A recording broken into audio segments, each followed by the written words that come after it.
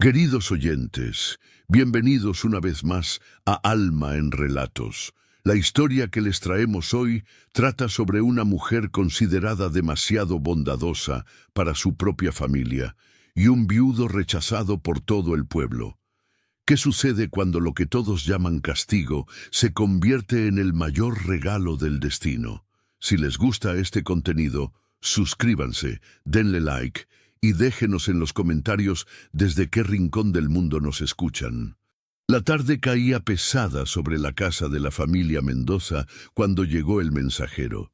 Era un martes de julio y el calor hacía que el aire vibrara sobre las piedras del patio. El joven entregó la carta con manos temblorosas. Todos en el pueblo conocían la reputación de doña Beatriz Mendoza.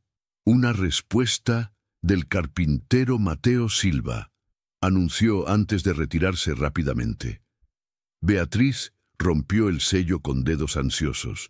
Sus ojos recorrieron las líneas dos veces. Entonces, una carcajada áspera escapó de su garganta. Su hermana Lucía se acercó, curiosa. «¿Qué dice?» «Acepta», respondió Beatriz, y su sonrisa era como la de un gato que acaba de atrapar un ratón. El viudo acepta casarse con Elena, sin siquiera conocerla. Dice que puede llegar cuando esté lista. Lucía soltó una risita nerviosa, cubriéndose la boca con la mano. El hombre con los 7 mocosos. Ese carpintero que ninguna mujer decente quiere. Su voz subió de tono con cada palabra. Perfecto. Ella y sus ideas absurdas finalmente tendrán el destino que merecen. 5 días, dijo Beatriz, doblando la carta con satisfacción. En 5 días se va de esta casa, y será problema de otro. Mientras tanto, en el taller al fondo de la propiedad, Elena Mendoza limpiaba las herramientas de su difunto abuelo. Tenía 24 años, manos callosas de trabajar la tierra que su familia consideraba poco femeninas, y una complexión fuerte que su madre llamaba poco agraciada. Su cabello castaño oscuro estaba recogido en una trenza práctica, mechones rebeldes escapando alrededor de su rostro bronceado por el sol. No era delicada como su prima Sofía, quien pasaba las tardes bordando. No era silenciosa como su hermana menor Claudia, quien nunca contradecía a nadie. Elena tenía la costumbre peligrosa de decir la verdad, de defender a quien nadie más defendía. 3 años atrás había expuesto públicamente cómo el comerciante Ramírez engañaba a las viudas pobres con sus precios. 2 años atrás había enfrentado al alcalde cuando intentó quitarle la tierra a una familia de campesinos. El año pasado había llevado comida a la casa de una mujer expulsada de la iglesia, desafiando el rechazo social. Cada acción había sido una mancha más en la reputación familiar. Cada gesto de bondad, una vergüenza para su madre. Elena colocó la última herramienta en su lugar, pasando los dedos por el mango de madera gastado. Escuchó pasos apresurados y voces que llegaban desde la casa principal. Su estómago se tensó. Conocía ese tono, el tono de cuando planeaban algo. Esa noche, después de la cena, mientras Elena lavaba los platos en la cocina, escuchó las voces desde el salón. La puerta estaba entreabierta. Se quedó inmóvil, con las manos sumergidas en el agua jabonosa. «Finalmente nos libraremos de ella». La voz de su madre era clara como el cristal. «El carpintero es viudo hace 4 años. 7 hijos. 7. Ninguna mujer decente lo ha querido. Las que intentaron huyeron a los pocos días». «¿Y qué dote le daremos?», preguntó Lucía. «Lo mínimo, apenas 100 pesos y su ropa. No merece más. Además», Beatriz soltó una risa cruel.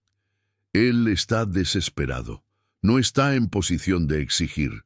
«Pobre Elena», dijo Claudia, su hermana, pero su voz sonaba más curiosa que compasiva.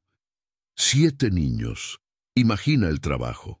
«Es exactamente lo que necesita», respondió Beatriz con satisfacción. «Tal vez finalmente aprenda su lugar. Y si no funciona, bueno, Ya no será nuestro problema. En 5 días se va. Elena sintió cómo el plato resbaló de sus manos, hundiéndose en el agua. Su corazón latía tan fuerte que pensó que la escucharían. No era sorpresa, no realmente. Había visto las miradas, sentido las conversaciones que se detenían cuando ella entraba a una habitación. Pero escucharlo con tanta claridad, la alegría en sus voces, la facilidad con la que hablaban de deshacerse de ella como si fuera basura, eso dolía de una manera que no esperaba. Respiró profundo, secándose las manos en el delantal. Sus ojos ardían, pero no derramaría lágrimas. No por ellos. Miró por la ventana de la cocina hacia el cielo nocturno, donde las primeras estrellas comenzaban a aparecer. 7 niños, un viudo rechazado, una dote miserable, un castigo diseñado para humillarla. Pero mientras se quedaba ahí, con el sonido de sus risas todavía flotando en el aire, algo cambió en su pecho. La opresión se transformó en algo diferente. Determinación. Si piensan que esto me destruirá, susurró para sí misma. No me conocen en absoluto, porque Elena Mendoza había aprendido hace mucho que la crueldad de otros no definía su valor. Y si su familia creía que 7 niños necesitados era un castigo, entonces simplemente no entendían quién era ella realmente. Lo que ninguno de ellos sabía, mientras celebraban su victoria en el salón, era que a 30 kilómetros de distancia, un carpintero llamado Mateo Silva leía y releía su carta de aceptación, con las manos temblando y el corazón latiendo con esperanza, por primera vez en 3 años, porque él sí sabía quién era Elena Mendoza. La recordaba perfectamente. Pero para entender por qué Mateo Silva tomó una decisión tan arriesgada, debemos retroceder 3 años atrás, a una mañana de primavera que cambiaría su vida para siempre. Era abril. El mercado principal del pueblo bullía con actividad bajo el sol de media mañana. El olor a pan recién horneado se mezclaba con el de hierbas frescas y tierra húmeda. Mateo caminaba entre los puestos con sus 7 hijos, siguiéndolo como patitos. Miguel, de 14 años, llevaba a la pequeña Rosa de 3 en brazos, mientras los otros 5 se aferraban a su camisa, sus manos, cualquier parte de él que pudieran alcanzar. Había pasado apenas 1 año desde que María, su esposa, murió durante el parto de Rosa. 1 año de noches sin dormir, de aprender a trenzar el cabello de sus hijas, de quemar la cena más veces de las que podía contar. 1 año de miradas de lástima que rápidamente se convertían en rechazo cuando las mujeres contaban cuántos niños lo seguían. Los niños estaban callados esa mañana, demasiado callados. Mateo conocía esa quietud, la quietud del miedo, de sentirse observados, juzgados. Miguel apretaba a Rosa contra su pecho, sus ojos bajos. Ana, de 12 años, caminaba con los hombros encorvados, como si quisiera desaparecer. Entonces escuchó las risas crueles. Un grupo de niños bien vestidos, hijos de las familias ricas del pueblo, rodeaban a Pedro y Juana, los gemelos de 8 años. Uno de los niños sostenía el sombrero de paja de Pedro en alto, burlándose. «¡Miren! ¡Los huérfanos sin madre!», gritaba el más alto. «¿Cuántos son? ¿10? ¿20? Su padre no puede ni contarlos». Mateo sintió la sangre hervirle, pero antes de que pudiera moverse, una voz femenina cortó el aire como un látigo. «¡Suficiente!». Una joven se abrió paso entre la multitud. Mateo la vio claramente. Cabello castaño oscuro recogido en una trenza gruesa, vestido simple de trabajo color tierra, manos sin guantes que hablaban de labor honesta. No era delicada ni refinada, era fuerte, real, viva. Se plantó frente a los niños crueles con los brazos cruzados. «Devuélvanle el sombrero, ahora». El niño más alto se rió. «¿Y quién eres tú para ordenarnos? No eres nadie». Mas soy alguien que no va a quedarse mirando mientras ustedes torturan a niños más pequeños. Su voz era firme, sin un atisbo de duda. El sombrero. Ya. Algo en su tono hizo que el niño vacilara. Dejó caer el sombrero. Ella lo recogió, lo sacudió con cuidado y se arrodilló frente a Pedro, colocándoselo en la cabeza con ternura. —¿Estás bien, pequeño? Pedro asintió, con lágrimas brillando en sus ojos. La joven miró a los gemelos, luego a todos los hermanos Silva. —¿Tienen hambre? Antes de que Mateo pudiera responder, ella ya caminaba hacia el puesto de dulces. Regresó con sus brazos llenos, 7 paquetes de dulces de miel envueltos en papel marrón, uno para cada niño. Los distribuyó con una sonrisa genuina, aprendiendo sus nombres, preguntándoles sobre sus cosas favoritas. Pero entonces llegaron las otras mujeres. —Elena Mendoza. La voz de una mujer mayor resonó sobre el mercado. —¿Qué estás haciendo? Una señora elegante con vestido de seda se acercó, claramente la madre de Elena. Su rostro estaba rojo de furia. —Gastando dinero en estos niños. Te has vuelto loca. Elena se puso de pie, enfrentando a su madre sin pestañear. —Gasté mi propio dinero, madre, el que gané ayudando con la cosecha. —Nos estás avergonzando, siseó otra mujer, claramente la tía, fraternizando con niños inocentes que merecen bondad, completó Elena. —Sí, madre, eso es exactamente lo que estoy haciendo. Se agachó una última vez, mirando a Miguel a los ojos. —Cuida bien a tus hermanos. Eres un buen hermano mayor. Luego, mientras su familia la arrastraba entre la multitud, ella volteó una vez más. Sus ojos encontraron a Mateo por primera vez. Hubo un destello de algo, reconocimiento, comprensión, una conexión silenciosa. Después, desapareció entre la gente. Mateo se quedó paralizado, con Rosa dormida en sus brazos y 6 pares de ojos mirándolo con asombro. —Papá —susurró Ana—. ¿Quién era ella? —No lo sé —respondió, pero su voz sonaba extraña incluso a sus propios oídos. Esa noche, después de acostar a los 7, Mateo se sentó en su taller, incapaz de concentrarse. Sus manos, usualmente firmes con la madera, temblaban. Seguía viéndola. La forma en que se arrodilló, sin importarle ensuciar su vestido, la ternura en su voz, el fuego en sus ojos cuando defendió a sus hijos. Algo raro se movió en su pecho, algo que no había sentido desde que María vivía, algo peligroso y hermoso a la vez. En los días siguientes hizo preguntas discretas. Elena Mendoza, 21 años entonces, hija de la familia Mendoza, considerada problemática, demasiado directa, demasiado compasiva. Sin pretendientes porque asustaba a los hombres con sus opiniones.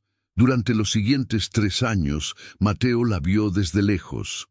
En la iglesia los domingos, siempre sentada al fondo. En el mercado ocasionalmente, siempre ayudando a alguien. Escuchó las historias, cómo expuso fraudes, defendió a los débiles, desafió a los poderosos. Y cada historia lo convenció más. Esta mujer valiente y bondadosa que todos consideraban inadecuada, era exactamente quien necesitaba, exactamente quien sus hijos necesitaban, exactamente quien él necesitaba. Pero había un problema. Él era un viudo con 7 hijos. ¿Qué podía ofrecerle? ¿Más trabajo? ¿Más rechazo social? ¿Una vida de sacrificio? Hasta que llegó el rumor. La familia Mendoza buscaba deshacerse de Elena. Un matrimonio arreglado. Cualquiera que la aceptara. Mateo pasó 3 noches sin dormir. Era una locura. Era arriesgado. Ella podría odiarlo por aprovecharse de su situación vulnerable. Pero también podría ser su única oportunidad, así que escribió la carta, corta, formal, sin mencionar que la conocía. Y cuando la respuesta afirmativa llegó de la familia Mendoza, su corazón casi se detiene. Ahora, 3 años después de aquel día en el mercado, Elena Mendoza vendría a su casa, no como salvador, no como segunda opción, sino como víctima de la crueldad de su propia familia. Y Mateo se juró a sí mismo que ella nunca, jamás, se arrepentiría de haber cruzado su umbral. Los 5 días siguientes fueron una mezcla extraña de normalidad superficial y tensión subterránea. La familia Mendoza actuaba como si nada hubiera cambiado, pero Elena notaba las miradas, satisfechas, triunfantes, como si ya la hubieran borrado de sus vidas. La tarde del tercer día, Elena pasaba por el pasillo cuando escuchó voces en el estudio de su madre. La puerta estaba entreabierta y algo en el tono la hizo detenerse. «Solo 100 pesos y su ropa vieja», decía Lucía con una risita. «Beatriz, fuiste brillante. El carpintero está tan desesperado que ni siquiera preguntó por una dote decente». «¿Por qué desperdiciar dinero en ella?», respondió su madre, y el desprecio en su voz era como un cuchillo. «Además, con 7 mocosos para alimentar, aprenderá rápido lo que es trabajo de verdad. Tal vez finalmente se le quite esa arrogancia. Dicen que ninguna mujer ha durado más de una semana en esa casa», añadió Claudia, su hermana, con voz casi alegre. «Los niños son salvajes, sin modales, y el viudo es un simple carpintero. Nada de elegancia, nada de posición social». Beatriz suspiró con satisfacción. «Perfecto. Ella quería defender a los pobres y desafortunados. Ahora puede vivir entre ellos. 2 días más, y esta vergüenza sale de nuestra casa para siempre». «¿Y si no funciona?», preguntó Lucía. «Mejor aún». La risa de Beatriz era fría como hielo. «Si regresa, nadie la querrá. Viuda, abandonada, sin dote. Terminará como sirvienta en algún lugar donde debió estar desde el principio». Elena apretó los puños hasta que sus uñas se clavaron en las palmas. El dolor físico era mejor que la opresión en su pecho. Retrocedió silenciosamente, cada paso calculado para no hacer ruido en el piso de madera. Llegó a su habitación y cerró la puerta con manos temblorosas. Se dejó caer en el borde de la cama que había sido suya durante 24 años. Las paredes desnudas la miraban. Hacía mucho que había dejado de decorar, sabiendo que nada realmente le pertenecía en esta casa.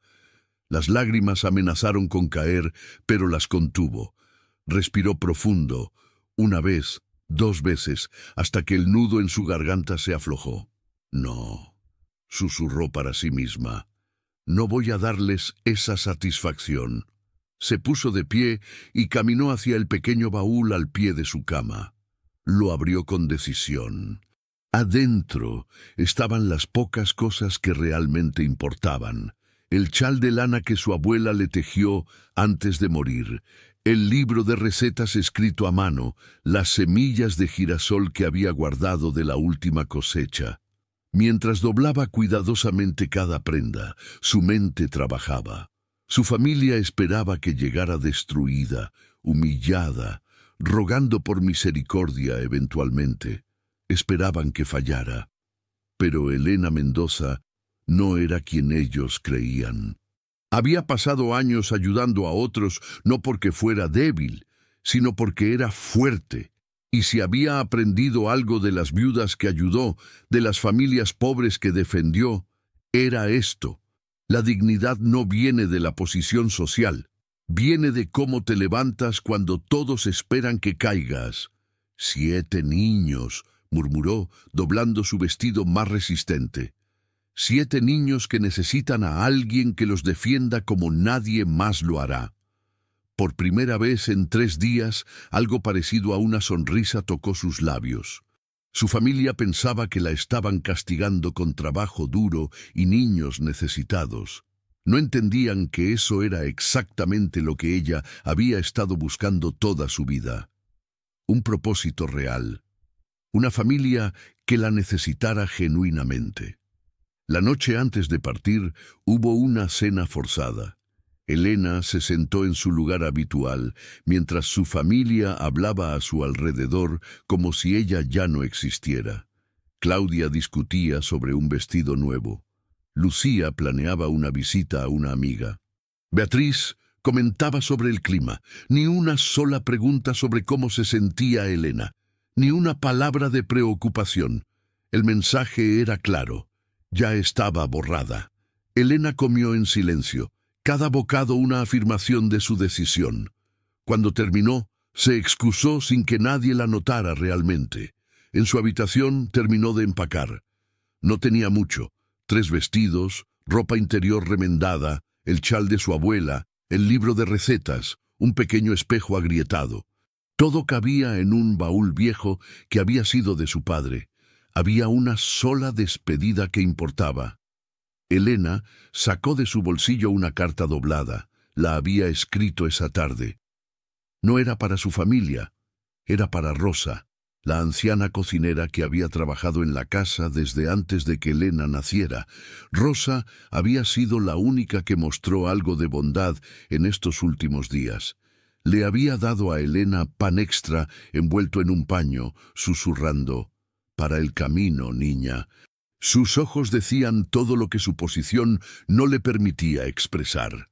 Elena dejó la carta bajo la almohada de Rosa con una de las últimas monedas que tenía. En ella había escrito: «Gracias por ser la única madre real que conocí. Que Dios te bendiga, querida Rosa».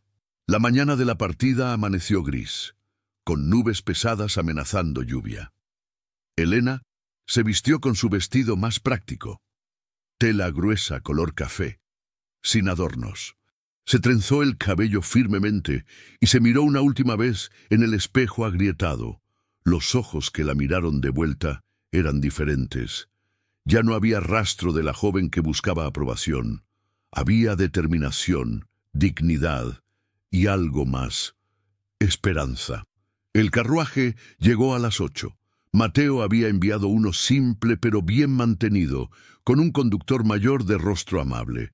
Elena bajó las escaleras con su baúl, su espalda recta, su cabeza en alto. Su familia estaba reunida en el vestíbulo, observando. Beatriz tenía esa sonrisa satisfecha que Elena conocía tan bien. Lucía parecía casi alegre. Solo Claudia se veía ligeramente incómoda, desviando la mirada. «Bueno», dijo Beatriz, «supongo que esto es un adiós». Elena la miró directamente a los ojos. «Sí, madre, lo es». Su voz era firme, clara, sin temblor. «Gracias por enseñarme exactamente qué tipo de persona no quiero ser». No esperó respuesta. Salió por la puerta hacia el sol naciente, hacia el carruaje que la esperaba, hacia un futuro incierto, pero finalmente suyo. Mientras el carruaje se alejaba por el camino de tierra, Elena no miró atrás. Sus manos descansaban calmadas en su regazo, aunque su corazón latía rápido. El conductor, notando su silencio, habló gentilmente. «El señor Silva es un buen hombre, señorita. Los niños son ruidosos, sí, pero tienen buen corazón». Elena asintió, mirando el paisaje que pasaba. Campos dorados bajo el cielo gris, árboles meciéndose con la brisa matutina. Olía a tierra húmeda y hierba fresca. Pensó en el viudo que la esperaba, un hombre que ninguna mujer quería, 7 niños que todos consideraban una carga, una vida que su familia diseñó como castigo. Pero Elena sabía algo que ellos no. El mayor castigo no es el trabajo duro o la vida simple. El mayor castigo es vivir sin propósito, sin ser amado genuinamente, sin la libertad de ser quien realmente eres. Y por primera vez en 24 años, Elena Mendoza era libre. Mateo Silva había reescrito su carta de presentación 17 veces esa mañana. Ahora, sentado en su taller con las manos manchadas de tinta, miraba las palabras que nunca enviaría. «Estimada señorita Mendoza, la vi hace 3 años defender a mis hijos cuando nadie más lo haría. Arrugó el papel y lo arrojó al fuego. No podía decirle eso, no todavía. Ella llegaría creyendo que él era simplemente un viudo desesperado que aceptó lo que nadie más quería. Y tal vez eso era mejor. Menos presión, menos expectativas. «Papá», la voz temblorosa de Ana interrumpió sus pensamientos. «Ya viene». Mateo se volvió.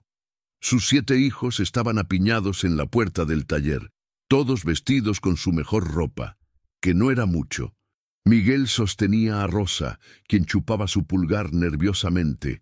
Los gemelos se aferraban uno al otro. Carlos tenía los ojos rojos como si hubiera estado llorando. «Pronto», respondió Mateo, arrodillándose para estar a su altura. «Escúchenme todos. Sé que tienen miedo, sé que otras mujeres han venido y se han ido, pero esta vez...» Su voz se quebró ligeramente. «Esta vez será diferente». «¿Cómo lo sabes?», preguntó Isabel, su voz apenas un susurro. Mateo no tenía respuesta. Solo esperanza y un recuerdo de 3 años atrás de una mujer arrodillándose en el polvo para consolar a sus hijos. El sonido de ruedas sobre el camino de grava los hizo congelarse. El carruaje. «Quédense aquí», dijo Mateo rápidamente. «Déjenme recibirla primero. No queremos asustarla con todos a la vez». Pero mientras caminaba hacia la entrada, sus piernas temblaban. 5 años esperando este momento, 3 años buscándola desde lejos. ¿Y ahora qué si ella lo odiaba por aprovecharse de su situación vulnerable? ¿Qué si veía a los niños y huía como todas las demás? El carruaje se detuvo frente a la casa. Era una construcción modesta pero sólida. 2 pisos de madera noble con una galería amplia y ventanas grandes que dejaban entrar la luz. Detrás, el taller de carpintería. A un lado, un jardín que necesitaba atención desesperadamente. La puerta del carruaje se abrió, y entonces Mateo la vio. Elena Mendoza descendió con gracia práctica, rechazando la mano del conductor. Llevaba un vestido café simple, su cabello trenzado firmemente, sin joyas ni adornos. No era delicada ni frágil, era real, sólida, hermosa de una manera que no tenía nada que ver con la perfección. Sus ojos, esos ojos que había visto en sus sueños durante 3 años, recorrieron la propiedad con una mezcla de curiosidad y algo parecido al alivio, como si hubiera esperado algo peor. Cuando su mirada encontró la de él, Mateo sintió que el aire abandonaba sus pulmones. Ella parpadeó, 1 vez, 2 veces. Su boca se abrió ligeramente y algo pasó por su rostro. Sorpresa, reconocimiento, confusión. «¿Usted?». Su voz era suave pero clara en el aire quieto de la mañana. Mateo tragó saliva, dando un paso adelante. «Señorita Mendoza, bienvenida». Su voz sonaba más firme de lo que se sentía. «Yo soy Mateo Silva». «Lo recuerdo», dijo ella, y había asombro en su tono. «Del mercado. Hace años. Usted tenía...». Sus ojos buscaron más allá de él. «Tenía niños. Muchos niños». «7», confirmó Mateo, y no pudo evitar una sonrisa pequeña, nerviosa. «Los mismos 7 que usted defendió cuando nadie más lo haría». El color subió a las mejillas de Elena. Por un momento pareció más joven, vulnerable. «Yo no sabía». Su carta no mencionaba. Se detuvo recomponiendo su postura. «Es un placer verlo nuevamente, señor Silva». Había algo formal en sus palabras, pero sus ojos decían algo diferente. Había calidez allí y curiosidad, y algo que hizo que el corazón de Mateo latiera más rápido. «Por favor, permítame mostrarle la casa», dijo, ofreciéndole su brazo con cuidado, como si ella fuera algo precioso que pudiera romperse. Pero Elena no era frágil. Tomó su brazo con firmeza, y juntos caminaron hacia la entrada. La casa olía a madera y pan recién horneado. Mateo había pasado toda la mañana preparando. La sala principal era simple pero acogedora, con muebles hechos a mano y una chimenea grande. Las paredes necesitaban pintura y había juguetes esparcidos en los rincones, pero estaba limpia. No es elegante, dijo Mateo, de repente consciente de cada imperfección. Los niños son niños. Intentamos mantener el orden, pero es un hogar, interrumpió Elena, y había algo en su voz que hizo que Mateo la mirara. Ella tocaba el respaldo de una silla de madera con dedos suaves. ¿Usted hizo esto? Sí, toda la madera. Es mi oficio. Es hermoso, dijo ella simplemente. La curva aquí, el detalle en las patas. Esto no es trabajo de alguien que solo busca funcionalidad. Esto es arte. Mateo sintió algo cálido expandirse en su pecho. Nadie había llamado su trabajo arte antes. Le mostró la cocina, espaciosa con una estufa grande y una mesa larga, el jardín trasero con su huerto descuidado, el taller donde el olor a serrín y madera fresca impregnaba el aire. ¿Y arriba?, dijo, guiándola por las escaleras de madera que crujían bajo sus pies. Están las habitaciones. Los niños comparten 3 cuartos. Hay una habitación adicional que sería, vaciló, suya, si decide quedarse. Elena se detuvo en el pasillo del segundo piso mirándolo. Si decido... Había algo afilado en su pregunta. Mi familia ya recibió su respuesta afirmativa. El acuerdo está hecho. No para mí, dijo Mateo, volviéndose para enfrentarla completamente. Señorita Mendoza, sé que su familia la envió aquí como si fuera un castigo. Sé que probablemente piensa que soy un hombre desesperado que aceptó lo que nadie más quería. Y tal vez eso es parcialmente cierto. Pero... respiró profundo. Quiero que sepa que no la considero prisionera aquí. Si después de conocernos decide que esto no es lo que quiere, la ayudaré a establecerse en otro lugar, con recursos propios, sin obligación. Elena lo miró durante un largo momento. Sus ojos oscuros buscaban los de él, como si intentara leer su alma. Mateo dejó que lo mirara sin esconder nada. ¿Por qué?, preguntó ella finalmente. ¿Por qué haría eso? Porque usted merece elegir, respondió simplemente. Algo me dice que no ha tenido muchas elecciones en su vida. Algo en el rostro de Elena se suavizó. Sus ojos brillaron, y por un momento Mateo pensó que lloraría. Pero ella parpadeó, respiró profundo y asintió. Gracias, señor Silva. Mateo, corrigió suavemente. Por favor, llámeme Mateo. Entonces usted debe llamarme Elena. Un grito desde abajo los interrumpió, luego otro, y de repente el sonido de pies corriendo por las escaleras. Lo siento, papá. La voz de Miguel llegó antes que él. Isabel se escapó y todos la siguieron y...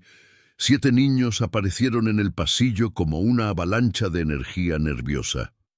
Se detuvieron en seco al ver a Elena, apiñándose detrás de Miguel, quien sostenía a Rosa firmemente. Elena se arrodilló lentamente bajando a la altura de los más pequeños, y entonces, con una sonrisa que iluminó todo su rostro, dijo las palabras que cambiarían todo. Los pequeños valientes, los recuerdo, miró a Miguel. Tú eres el hermano mayor que protege a todos, a Ana, y tú ayudabas con la pequeñita, a los gemelos, y ustedes dos compartieron los dulces con los demás. Los ojos de los niños se agrandaron con asombro y reconocimiento. «La señora de los dulces», gritó Juana. Y así, en ese pasillo estrecho del segundo piso, con el sol de la tarde entrando por las ventanas, algo imposible comenzó a florecer.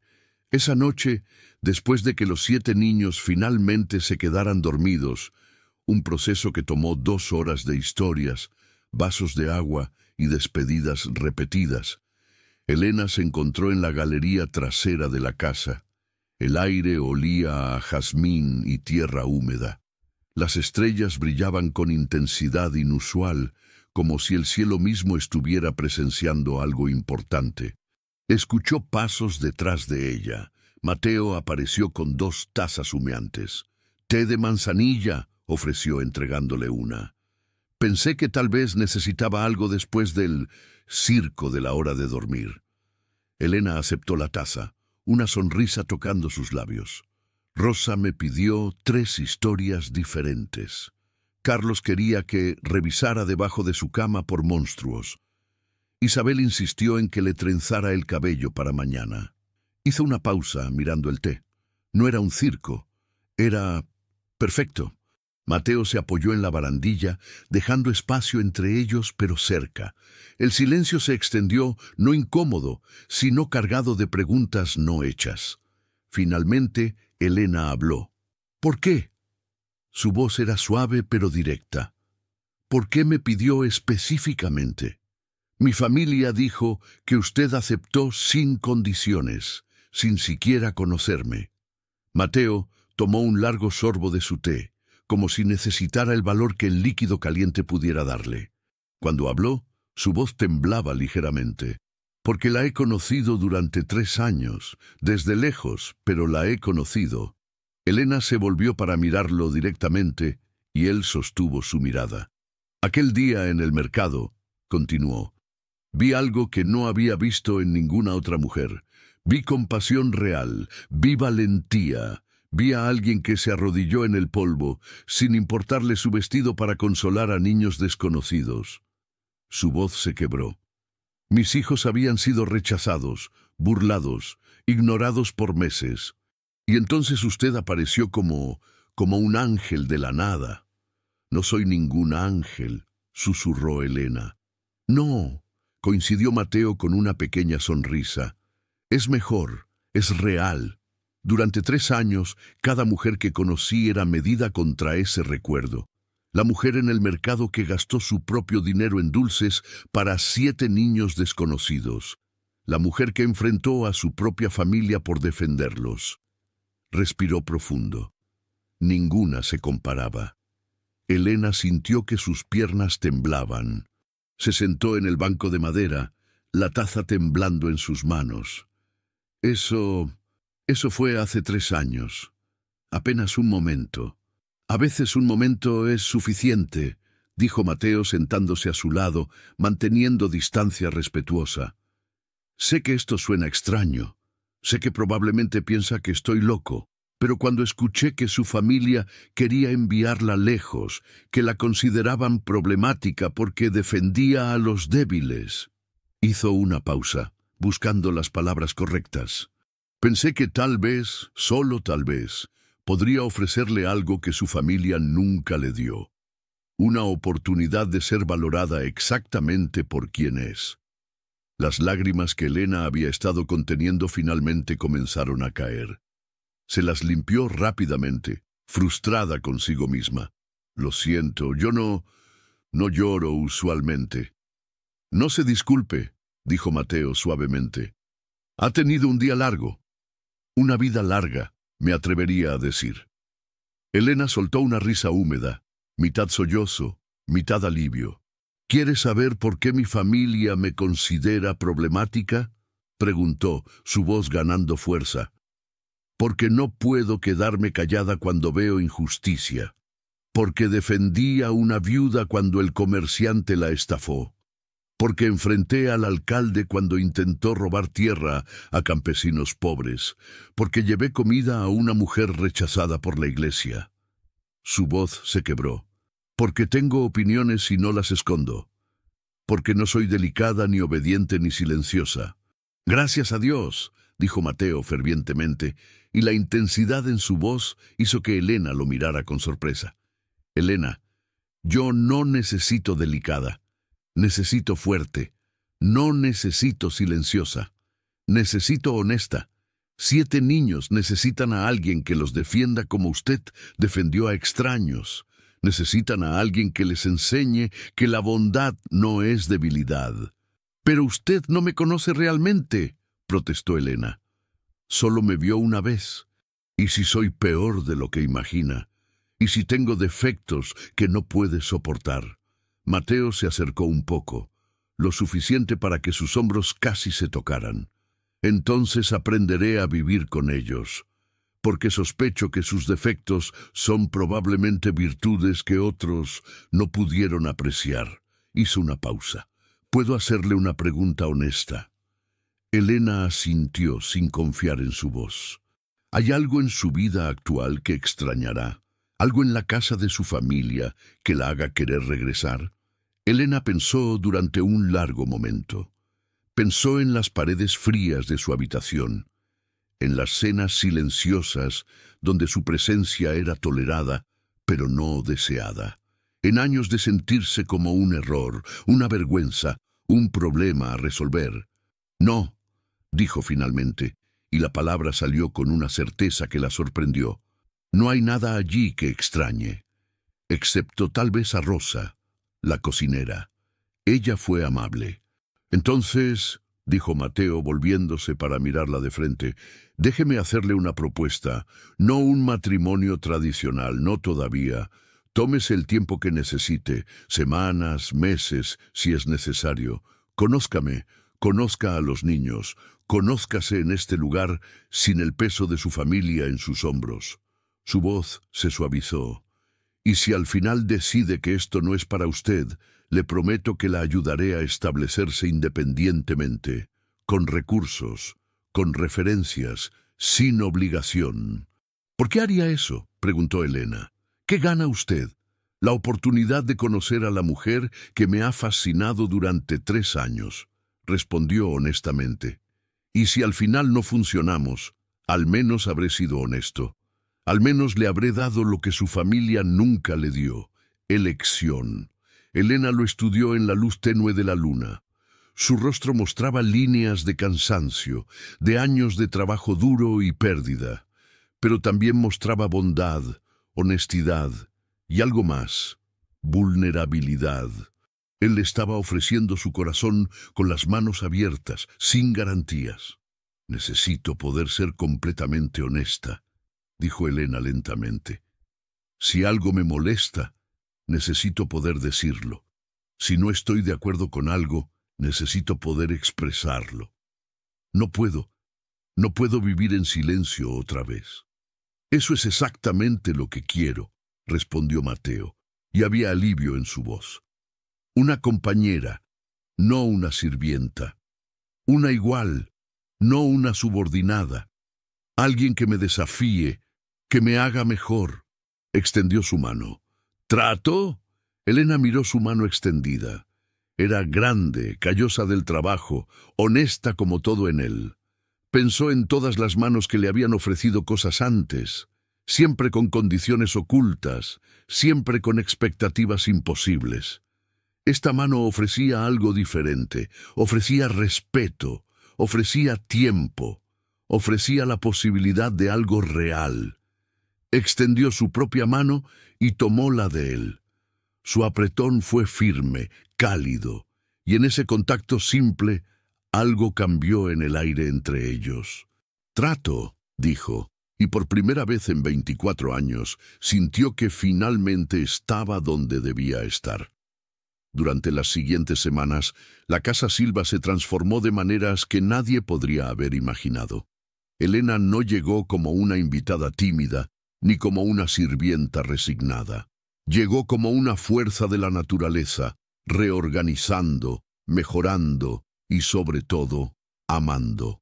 La primera mañana, mientras Mateo preparaba el desayuno con los niños causando caos a su alrededor, Elena observó desde la puerta.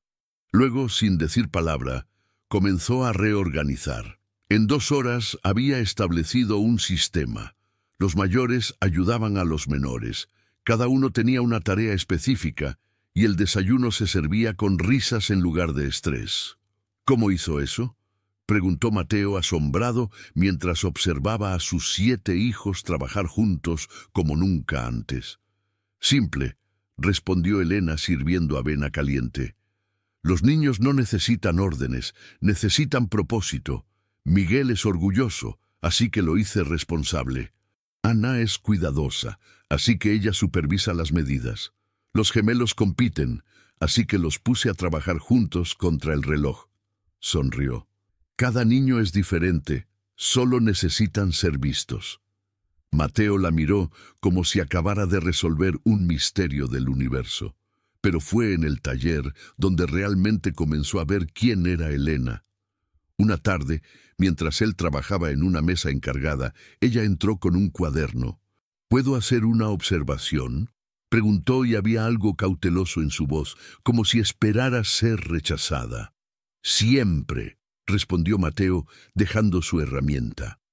Elena abrió el cuaderno, mostrando bocetos detallados. He estado observando su flujo de trabajo. Pierde aproximadamente 2 horas diarias solo buscando herramientas y moviendo materiales.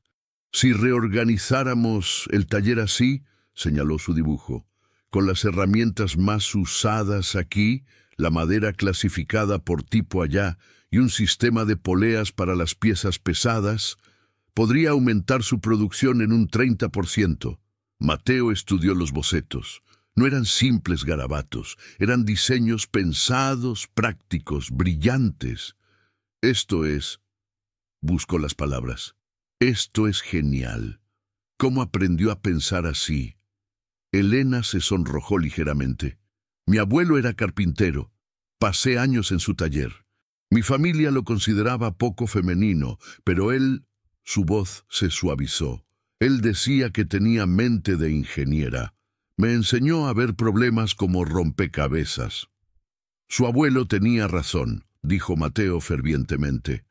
Implementemos esto. ¿Me ayudaría? Los siguientes 3 días trabajaron lado a lado, reorganizando el taller. Elena medía, diseñaba, mientras Mateo construía según sus especificaciones. Había algo hermoso en cómo trabajaban juntos. Ella pensaba, él ejecutaba, pero ambos consultaban, respetaban, mejoraban las ideas del otro. Una tarde, mientras instalaban el sistema de poleas, sus manos se tocaron alcanzando la misma cuerda. Se quedaron así por un momento, mirándose, algo eléctrico pasando entre ellos. Mateo se retiró primero, aclarando su garganta. Gracias por todo esto. Pero las noches eran cuando las barreras realmente caían. Después de acostar a los niños, se encontraban en la galería, su lugar, como comenzaron a llamarlo, y hablaban hasta que las estrellas se movían por el cielo. Una noche, Mateo finalmente habló de María. Ella era buena, paciente, perfecta para ser madre. Su voz era distante, cargada de dolor viejo. Cuando murió dando a luz a Rosa, me culpé. Si no hubiera querido otro hijo, si hubiera sido más cuidadoso, se quebró. Rosa ni siquiera conoció a su madre. Y a veces, cuando la miro, veo el costo de mi egoísmo. Elena tomó su mano, entrelazando sus dedos con los de él. Eso no es egoísmo, eso es ser humano. Y Rosa tiene 7 personas que la aman ferozmente. Tiene hermanos que la protegen. Tiene un padre que haría cualquier cosa por ella. Apretó su mano. No es culpa suya. A veces la vida es simplemente cruel. Mateo miró sus manos unidas, su pulgar acariciando los nudillos de ella inconscientemente. ¿Cómo hace eso?, susurró. ¿Hacer qué? Hacer que todo parezca soportable, hacer que años de dolor pesen menos. Elena respiró profundo, y cuando habló, su voz temblaba. Porque conozco el dolor. Viví 24 años sintiéndome como un error, como algo que necesitaba ser corregido o escondido. Lágrimas brillaban en sus ojos. Mi propia madre me miraba como si fuera una mancha en su reputación. Mi familia celebró cuando finalmente se deshicieron de mí. Una lágrima cayó. Así que sé lo que es llevar culpa que no le pertenece. Y sé que la única manera de sobrevivir es encontrar propósito en medio del dolor. Mateo soltó su mano solo para enmarcar su rostro con ambas palmas, sus pulgares limpiando sus lágrimas. Su familia son idiotas, dijo fervientemente, completos idiotas por no ver el tesoro que tenían. Elena soltó una risa acuosa. ¿Tesoro? Mateo, soy terca, opinionada, demasiado directa. Fuerte, corrigió. Honesta, valiente. Se acercó más, su frente casi tocando la de ella. Perfecta. El aire entre ellos cambió, cargándose de algo nuevo, algo aterrador y hermoso a la vez. Elena podía contar las pecas en su nariz, ver las líneas de risa alrededor de sus ojos. Mateo, susurró, y su nombre en sus labios sonaba como una oración. Dime que pare, dijo él, su voz ronca. Y pararé. No pares, respondió ella. Cuando sus labios se encontraron, fue como si el universo hubiera estado esperando ese momento. No fue un beso de pasión desesperada, sino de reconocimiento. Dos almas que habían estado perdidas finalmente encontrándose. Dulce, tierno, perfecto. Cuando se separaron, ambos temblaban. Elena, dijo Mateo, su voz temblando, me estoy enamorando de ti. No, eso es mentira. Respiró profundo. Ya estoy enamorado de ti. He estado enamorado desde hace 3 años. Cada día contigo solo lo confirma más. Elena sintió su corazón expandirse hasta que pensó que estallaría. Yo también, susurró. No sé cuándo sucedió exactamente. Tal vez fue cuando me ofreciste libertad, cuando todos me habían quitado elección. Tal vez fue verte con tus hijos. Tal vez fue cada conversación, cada sonrisa, cada momento. Tomó su rostro en sus manos. Pero estoy enamorada de ti, Mateo Silva, completamente. Mateo se arrodilló entonces, tomando sus manos en las suyas. Cásate conmigo, no porque sea lo que tu familia acordó, no porque sea conveniente. Cásate conmigo, porque quiero pasar cada día del resto de mi vida contigo, porque quiero que seas mi compañera, mi igual, mi amor, porque no puedo imaginar este mundo sin ti en él. Elena se arrodilló con él, sus rodillas tocando el piso de madera de la galería. Sí, dijo riendo y llorando a la vez. 1000 veces sí. Se besaron nuevamente, y esta vez había promesa en ese beso, promesa de mañanas juntos, de desafíos enfrentados lado a lado, de amor construido sobre respeto y honestidad. Cuando finalmente se separaron, Mateo la abrazó fuerte, su cara enterrada en su cuello. Gracias, susurró. ¿Por qué? Por elegirme, por elegir a mis hijos, por elegir esta vida cuando pudiste haber elegido cualquier otra cosa. Elena se separó lo suficiente para mirarlo a los ojos. Mateo, no elegí esta vida, elegí a ti. Y resulta que tú viniste con 7 razones adicionales para despertar cada mañana con alegría. La mañana de la boda amaneció con cielo despejado y aire perfumado de flores silvestres. La pequeña iglesia del pueblo estaba llena hasta rebosar, pero no con la familia de Elena. Estaban los clientes agradecidos de Mateo, granjeros, comerciantes, viudas a quienes había ayudado con muebles a precio reducido. Estaban las familias que Elena había defendido durante años. Estaba Rosa, la anciana cocinera, en primera fila con lágrimas corriendo por sus mejillas arrugadas. Elena caminó por el pasillo sin padre que la entregara. No lo necesitaba. Los 7 niños Silva la escoltaron. Miguel y Ana a cada lado, los demás siguiendo detrás llevando flores. Su vestido era simple, de algodón blanco cosido por las mujeres del pueblo, pero cuando Mateo la vio, sus ojos se llenaron de lágrimas. «Estás hermosa», susurró cuando ella llegó a su lado. «Estoy en casa», respondió ella. Los votos fueron simples, pero profundos. Mateo prometió respetarla, valorarla, nunca silenciarla. Elena prometió amarlo, desafiarlo, construir con él una vida de propósito. Y cuando el sacerdote los declaró esposos, el beso que compartieron fue presenciado por lágrimas de alegría de 50 personas que habían visto el milagro de 2 almas rotas encontrándose. La celebración fue en la casa Silva, con mesas improvisadas en el jardín y comida traída por cada familia. Hubo música, baile, risas. Los 7 niños corrían felices, gritando «¡Mamá!» a Elena cada vez que la veían, probando el título que ahora era oficialmente suyo.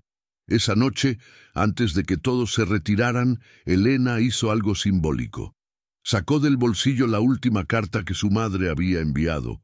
fría, formal, confirmando el acuerdo matrimonial sin una sola palabra de afecto. La llevó a la chimenea y la alimentó al fuego. —¿Qué estás quemando? —preguntó Mateo abrazándola desde atrás. —El pasado —respondió observando cómo el papel se convertía en cenizas—. Todo lo que me decía que no era suficiente. Todo lo que me hacía sentir pequeña. Se volteó en sus brazos. Ahora solo hay futuro. 3 meses después, la vida había encontrado un ritmo hermoso. Elena había transformado el jardín en un huerto productivo. El taller reorganizado de Mateo producía el doble, permitiéndole aceptar más encargos. Los niños florecían. Miguel hablaba de estudiar carpintería, Ana escribía historias. Los gemelos habían dejado de pelear tanto. Elena descubrió que tenía talento para los negocios. Comenzó a llevar los libros del taller, negociar con proveedores, incluso diseñar piezas que Mateo luego construía. La casa Silva se estaba volviendo próspera, no solo financieramente, sino en todos los sentidos que importaban. Una tarde de octubre, mientras Elena ayudaba a Isabel con sus letras y Mateo tallaba con Carlos, observando fascinado, un carruaje elegante se detuvo frente a la casa. Elena sintió que su estómago se tensaba incluso antes de ver quién descendía. Beatriz Mendoza emergió primero, seguida por Lucía y, sorprendentemente, un hombre mayor que Elena reconoció como el tío Alberto. Los tres se veían disminuidos. Beatriz había perdido peso, su vestido elegante colgaba extrañamente. Lucía tenía ojeras profundas. El tío Alberto cojeaba. Mateo apareció a su lado inmediatamente, su mano encontrando la de ella. —¿Quieres que me quede? —susurró. —Sí —respondió Elena—, pero déjame hablar. Salieron juntos a la galería frontal. Los 7 niños se asomaron por las ventanas, curiosos. Elena sintió su presencia detrás de ella y eso le dio fuerza. —Elena —comenzó Beatriz, y había algo en su voz que Elena nunca había escuchado antes. Desesperación. —Necesitamos hablar. —Entonces hablen —respondió Elena, su voz calmada pero firme. Beatriz subió los escalones del porche, sus movimientos rígidos. Lucía y Alberto la siguieron. De cerca se veían peor. Ropa cara pero gastada, rostros demacrados, manos que temblaban ligeramente. —Ha habido complicaciones —dijo Beatriz, y las palabras parecían costarle. La inversión de tu tío en el negocio de exportación fracasó. Perdimos todo. La casa está hipotecada. Los acreedores... La tragó saliva. Nos dan 2 meses antes de quitarnos todo. Elena no dijo nada, simplemente esperó. Vinimos porque, continuó Lucía, su voz aguda de nerviosismo. Eres familia, y la familia se ayuda. Necesitamos... Miró a Mateo. Necesitamos un préstamo. Solo para estabilizarnos. Te lo devolveremos, por supuesto. —¿Cuánto? —preguntó Elena, su voz neutral. 2.000 pesos, dijo Alberto. Sé que es mucho, pero tú... Escupió la palabra. Esposo es próspero ahora. Hemos escuchado sobre su negocio. Mateo se tensó junto a Elena, pero ella apretó su mano suavemente. Miró a su madre. Realmente la miró por primera vez en meses. Vio el orgullo luchando con la necesidad. Vio el desprecio apenas escondido. Vio, con claridad cristalina, que nada había cambiado. —¿Recuerdan? —comenzó Elena lentamente— cuando me enviaron aquí hace 4 meses. Beatriz cambió el peso de un pie a otro. —Elena, eso fue... —No —interrumpió Elena, su voz ganando fuerza—. Van a escucharme ahora. Me enviaron aquí como castigo. Me dieron una dote miserable. Celebraron deshacerse de mí. Dio un paso adelante. Madre, tú dijiste que finalmente aprendería mi lugar, que 7 niños me enseñarían trabajo de verdad, que con un simple carpintero yo conocería la humildad. Las mejillas de Beatriz se sonrojaron. Bueno, Aprendí algo, continuó Elena, su voz clara como una campana. Aprendí que ustedes estaban equivocados en todo. Estos 7 niños no son un castigo. Son 7 razones para despertar con propósito cada mañana. Este simple carpintero es el hombre más honorable que he conocido, y esta vida que diseñaron como mi ruina es la mayor bendición que he recibido. Miguel apareció en la puerta, sosteniendo a Rosa. Los otros 6 se apiñaron detrás de él. Elena sintió su apoyo silencioso y continuó. Ustedes pensaron que me estaban castigando, pero me dieron el mayor regalo. Me dieron la libertad de ser quien realmente soy. Me dieron una familia que me valora. Me dieron amor verdadero. Su voz se suavizó, pero no perdió firmeza. Así que no. No voy a darles dinero. ¡Elena! Beatriz dio un paso adelante, su rostro contorsionándose. ¿Cómo puedes ser tan cruel? Después de todo lo que hicimos por ti, criarte, alimentarte, ¿todo lo que hicieron por mí? Elena soltó una risa sin humor. Me dijeron que era una vergüenza. Me hicieron sentir como un error durante 24 años. Me vendieron al primer hombre que aceptaría, porque yo asustaba a pretendientes. Respiró profundo. No les debo nada. Y más importante, no les daré dinero que usarán para mantener las mismas actitudes que los llevaron a la ruina.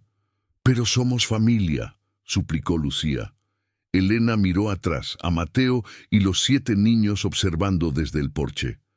Esa, señaló, es mi familia. Las personas que me aman sin condiciones, que celebran mis fortalezas en lugar de castigarme por ellas, que me dieron elección cuando ustedes solo me dieron órdenes. Se volvió hacia su madre. Váyanse y no regresen. Beatriz abrió la boca, pero algo en el rostro de Elena la detuvo.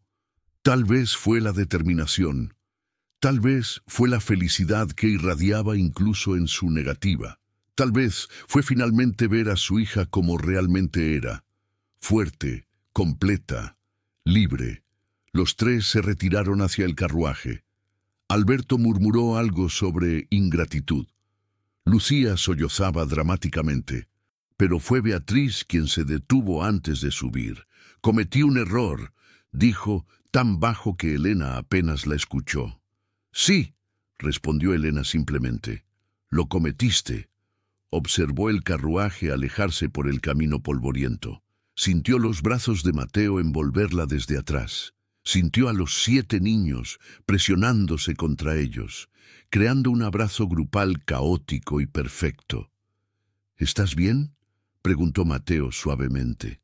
Estoy perfecta, respondió Elena. Y era verdad. Esa noche, el pueblo entero escuchó la historia. Las familias que Elena había ayudado, los clientes de Mateo, todos vinieron a expresar su apoyo. La casa Silva se llenó de vecinos trayendo comida, compartiendo historias, celebrando el valor de Elena. «Hiciste lo correcto», dijo Rosa, la anciana cocinera que había viajado desde la casa Mendoza para presenciar el rechazo. Beatriz nunca cambiaría. «Pero tú», tocó la mejilla de Elena, «tú floreciste exactamente como sabía que lo harías». Meses después, Elena escuchó que la casa Mendoza fue vendida. La familia se dispersó, algunos con parientes lejanos, otros hacia destinos desconocidos. Sintió una pizca de tristeza, pero era distante, como dolor por extraños. Un año después del día de la boda, Elena y Mateo se sentaron en su galería, su lugar, observando a los 7 niños jugar en el jardín mientras el sol se ponía. La barriga de Elena mostraba el comienzo de un nuevo Silva. «¿Alguna vez te preguntas cómo habría sido?», preguntó Mateo acariciando su mano. «Si tu familia no te hubiera enviado aquí». Elena pensó por un momento. «A veces, pero entonces recuerdo que probablemente estaría en algún lugar siendo pequeña, silenciosa, miserable». Miró a sus hijos jugando, a su esposo junto a ella, a la casa que habían convertido en hogar. En cambio, estoy aquí, completa, amada, libre. Sonrió. El castigo se volvió bendición, la maldición se volvió regalo, y la familia que me rechazó me empujó directamente hacia la familia que me estaba esperando. Y así, queridos oyentes, aprendieron que a veces lo que el mundo llama castigo es en realidad redención disfrazada, que el valor verdadero no viene de la aprobación de otros, sino de conocer tu propio corazón.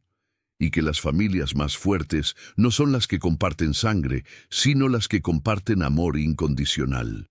Si esta historia tocó tu corazón, déjanos un like y suscríbete a Alma en Relatos.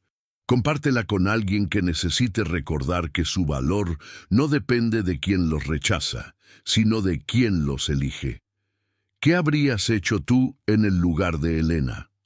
¿Conoces a alguien que convirtió su castigo en bendición?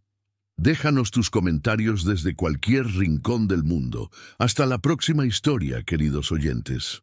Recuerden, a veces el rechazo es simplemente redirección hacia algo infinitamente mejor.